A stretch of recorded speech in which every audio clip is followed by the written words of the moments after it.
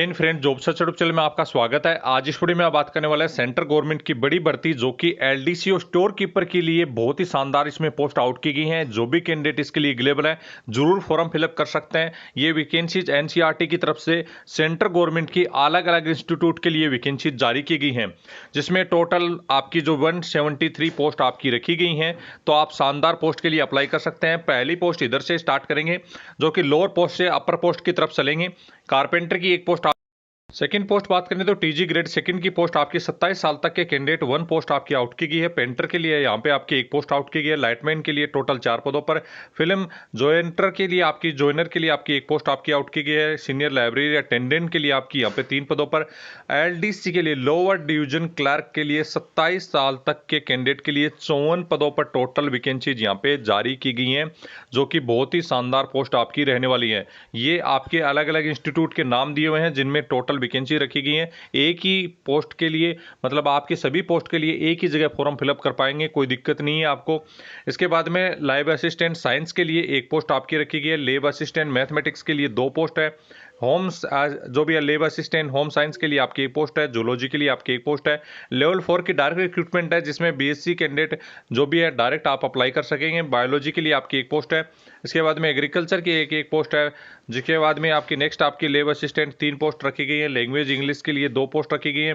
इसके बाद में जूलॉजी के लिए आपकी 3 पोस्ट रखी गई हैं। कंप्यूटर साइंस के लिए 2 पोस्ट रखी गई हैं। केमिस्ट्री के लिए यहाँ पे 5 पोस्ट है। फिजिक्स के लिए भी यहाँ पे 3 पदों पर वैकेंसीज है। स्टोर कीपर ग्रेड सेकंड की 19 पदों पर वैकेंसीज है, जिसमें आपने अभी देखा होगा कि मैंने एक जो भी आपका नेवी का एप्लीकेशन फॉर्म जो भी अप्लाई किए थे और उसकी एग्जाम हुआ था उस पर बहुत ही कम कैंडिडेट ने फॉर्म फिलअप किए थे। तो यहाँ पे भी बहुत ही कम कैंडिडेट फॉर्म फिलअप करने वाला है। यहाँ पे भी आपका एक्सपीरियंस मांगा गया। एक्सपीरियंस कहाँ से बना होना चाहिए वो क्वालिफिकेशन में चेक करेंगे।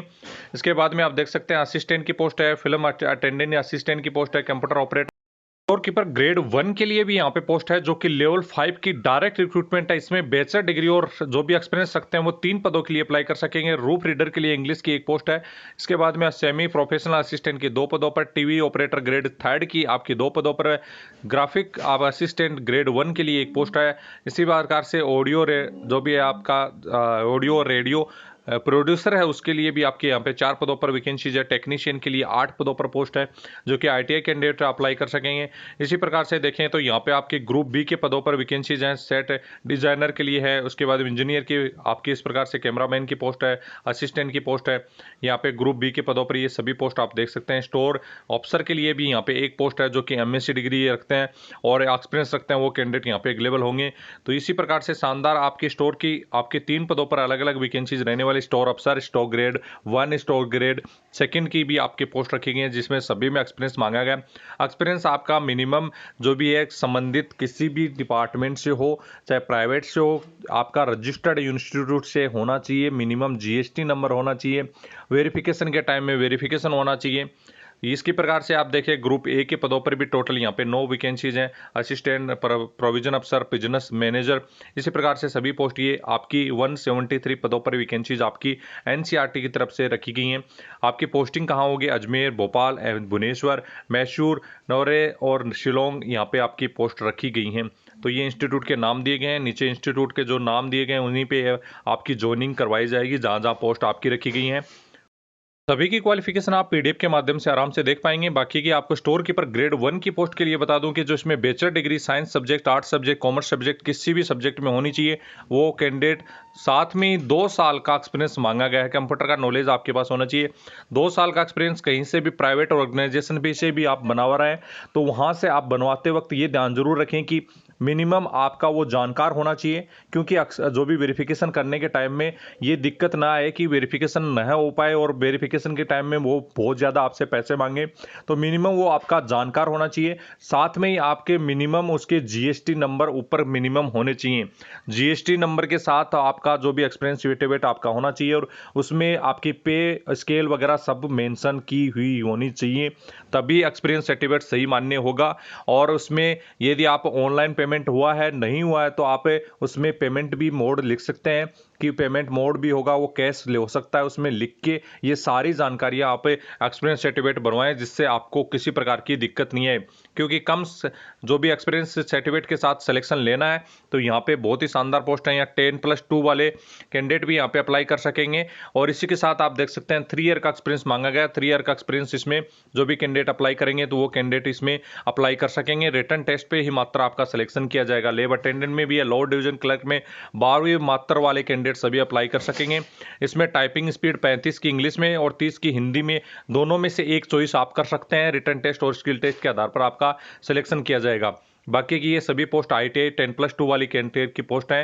जैसे पेंटर के लिए 10+ ITI वाले जो भी कैंडिडेट हैं उसके साथ 3 साल का एक्सपीरियंस भी मांगा गया, तो वो भी आप अप्लाई कर सकेंगे। कारपेंटर के लिए भी सेम आपका रहने वाला ITI वाले कैंडिडेट अप्लाई कर पाएंगे। तो ये आपकी वैकेंसी थी। सेंट्रल गवर्नमेंट की परमानेंट रिक्रूटमेंट है, जो कि अलग अलग सेंटर की तरफ से रहने वाली एप्लीकेशन फॉर्म आपके स्टार्ट हो चुके हैं। जो भी candidate examination centre all India में इसमें रखे जाएंगे, जो भी आपके इसके अनुसार आप फॉर्म फिलअप कर सकेंगे। फॉरम में आपको ये जो भी एग्जामिनेशन सेट करके जो भी सेंटर देंगे उस पर आपका सेंटर लगभग आ जाता है। ये आपके 2-3 सेंटर आपके मांगे जाते हैं कि एज में भी आपको नियमानुसार यहाँ पे छूट मिल जाती है। इसके अलावा आपकी क्वालिफिकेशन की पूरी PDF ये आपको टेलीग्राम पर मिल जाएगी, तो वहाँ से कंप्लीट जानकारी आप पढ़कर जरूर फॉर्म फिलअप कर सकते हैं। एप्लीकेशन फ़ी की बात आती है तो यहाँ पे चलिए, ग्रुप आपका जो लेवल 2 से 5 का जो है उसमें आपका 1000 रुपये एप्लीकेशन फ़ी है। और यहाँ पे आपका लेवल 6 से 7 भरेंगे 1200 रुपये, और 10 से 12 के लिए 1500 रुपये। तो इसी प्रकार से आप इस एप्लीकेशन फॉर्म को भरने के लिए मिनिमम आपको ये कॉस्ट देनी होगी, जो कि एक अच्छी खासी कॉस्ट है। यदि आप पेड कर पाएंगे तो ही आप इस एप्लीकेशन को फॉर्म कर पाएंगे। लेकिन आप SC ST physically handicapped ex-serviceman हैं तो कोई भी एप्लीकेशन फ़ी आपको यहाँ पे नहीं देनी होगी। ऑनलाइन एप्लीकेशन फॉर्म स्टार्ट हो चुके हैं, जल्द से जल्द इस एप्लीकेशन फॉर्म को फिलअप कर सकते हैं। PDF के माध्यम से पूरी जानकारी ले पाएंगे। पूरी PDF पढ़कर ही एप्लीकेशन फॉर्म फिलअप करें। किसी प्रकार की कोई त्रुटि जो भी है जिम्मेदार कोई भी नहीं होगा, आप खुद होंगे, क्योंकि एप्लीकेशन फॉर्म आप फिलअप कराएंगे या फिलअप करवाएंगे किसी से भी। आज तो ज़्यादातर आपके कैंडिडेट हैं वो अपने खुद से ही फॉर्म फिलअप कर लेते हैं, तो आप अपने सही तरीके से फॉर्म फिलअप करने के लिए कोशिश करें कि खुद ही आप अप्लाई करवाएं।